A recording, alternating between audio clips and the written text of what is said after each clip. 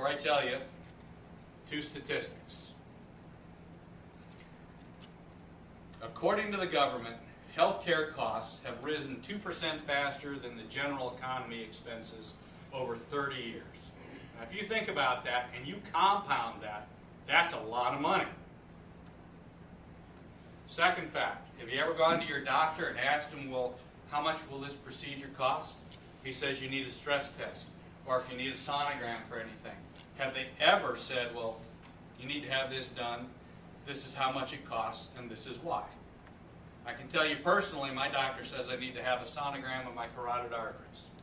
Not because he thinks I have a problem, because it all checks out well, but just because, like a colonoscopy or anything else. Being a good consumer and wanting to be proactive because I'm in the industry, do you think I could find out how much it cost me to have that done? No way. My doctor had no clue, and Blue Cross wasn't about to tell me. So who controls your costs? Number one, Medicare. When Medicare started way back when, they set pricing levels to treat the elderly. That became the de facto standard, the guidelines that insurance companies then said, and here's number two, health insurance companies. If Medicare says it's good to pay you this, I'll pay you this, or I'll pay you Medicare's price less this amount, or maybe more than this amount. That's really who controls our health care. And remember this, health insurance companies are for-profit organizations. Some of them are organizations, but most of them are corporations. So if they can save money here, they may not give it back to us. So what does it really cost you? What do you pay for your health insurance? Typical salesman's answer, kind of depends. You have to determine the value proposition. What's your benefit mix? What's important to you?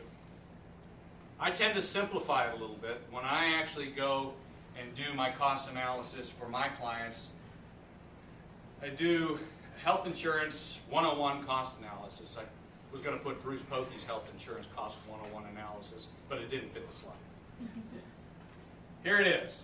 And it's probably, well, you can see it here better than I thought you could, but I really only look at three things. Your premium, which if you look at this, you're looking at right there, or there. And what you're looking at on this sheet is you're looking at one insurance company, policy A and policy B, for an employee-spouse situation. For an employee-spouse for a year, it's either $31,000 on this plan or $17,964 on that plan. A lot of money. $30,000 is definitely a mortgage payment, isn't it? You betcha. What do you get for that? Well, first of all, you look at these two areas. These are the other two areas that I look at, deductible and maximum out-of-pocket. Does anybody know what maximum out-of-pocket is? Janine, you raise your hand. Technically, it's the most that you should have to put out of your pocket above and beyond your deductible before the insurance company will cover the... Did you hear what she said? She said it exactly right. After your deductible. Because most people think that's the total price, or that's the total price. Not the case. It's that plus that. Okay? A lot of people don't know that, and they're always confused. So this total here and that total there include these items. So you're going to see here $2,500 better in, I guess you'd say, the benefits. And over here you're going to see $10,000 less in premium, which gives you a net value here of $8,300. This policy is better than that. So I look at the worst case scenario. If you have a real bad year, the most you're going to pay is your annual premium plus the combination of your deductible and your out-of-pocket.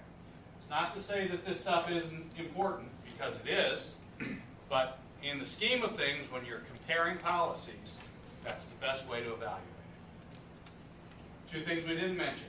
This has an unlimited lifetime, and this one has a $5 million cap. Which is better? Depends on who you talk to. I know one person that went past their lifetime maximum. That's another story. I don't have time for it now. Is change necessary? Anybody not agree with that? I don't have the answers, but I have some suggestions, and there's probably a lot of suggestions that I haven't put down here. But first, personal accountability. The insurance companies are doing that for you a little bit here because they're changing the deductibles. Yes, I'm done.